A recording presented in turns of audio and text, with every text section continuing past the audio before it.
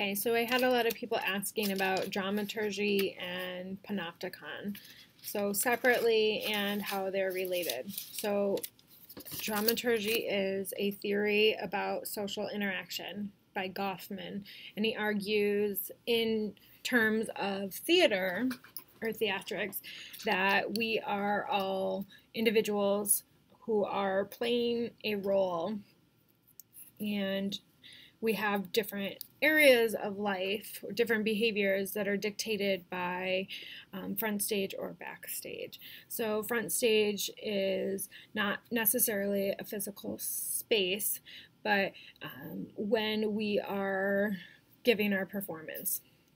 So we are adhering to the social expectations and norms and social expectations. And that is what happens in the front stage. The backstage is, again, not a physical space, but it's when we go to prepare for our performance on a front stage. So it's where we are freed from the social pressures and expectations of appropriate social behavior. So if, as an example, we talked about in class the waitressing. So you have, or being a server, you have the physical space that you go and you interact with customers, and you have to shape your behavior in a way that appeases customers towards your end goal of making money. And then there's that physical barrier, like when you go in the back, like your behavior can change.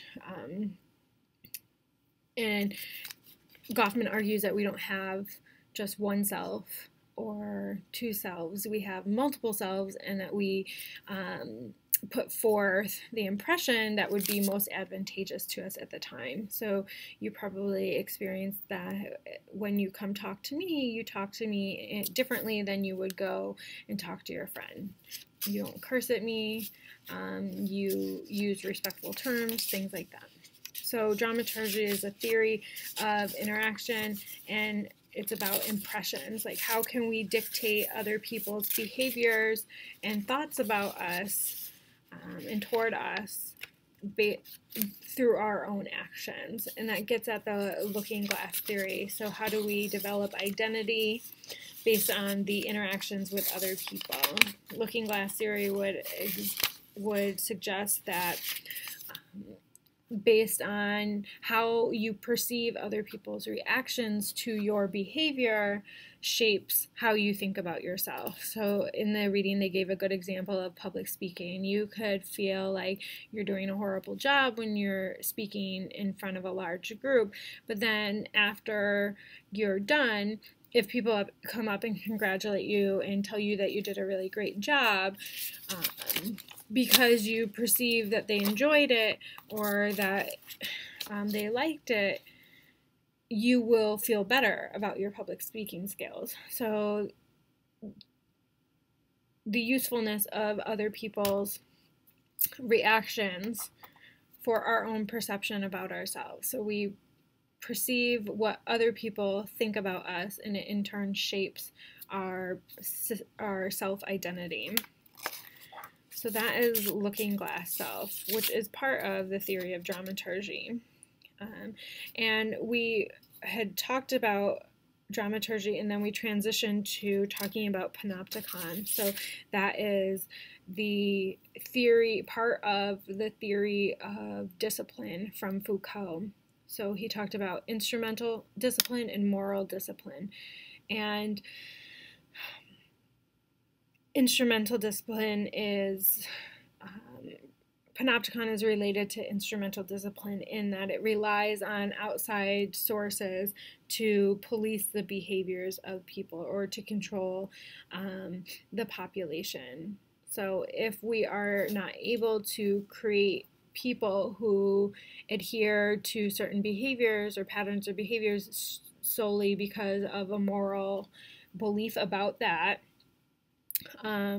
we have to implement other ways of controlling behavior by whatever means the disciplinary views as appropriate toward their end goal. And the article on Disney is a good example of that. So the end goal is consumerism, and Disney does all of these things and shapes people's perception and behaviors associated with Disney in a positive light so that they consume products.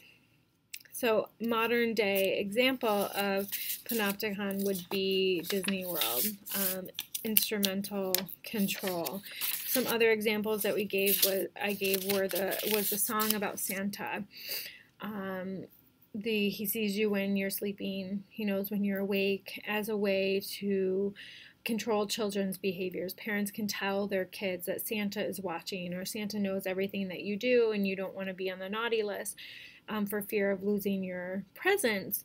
So when parents aren't around to discipline their child, they can feel reassured that their child is doing what they're supposed to do because they believe that someone is there to monitor them. This omnipresent Santa.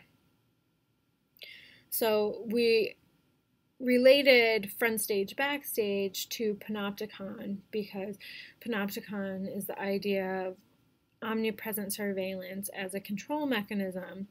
And the front stage, backstage distinction is important because front stage, you are to be controlled by social expectations, but backstage is where you are relieved from that pressure. However, if we think in terms of panopticon, there would be no front stage, backstage. There would be only front stage. So surveillance, someone watching us all the time, which is panopticon, as a mechanism to control our behavior, would mean that like we're always having to adhere to the social expectations or do things that are socially acceptable. So we would no longer have the ability to feel unchained, I guess, from the social expectations. So panopticon removes that distinction, erases backstage behaviors.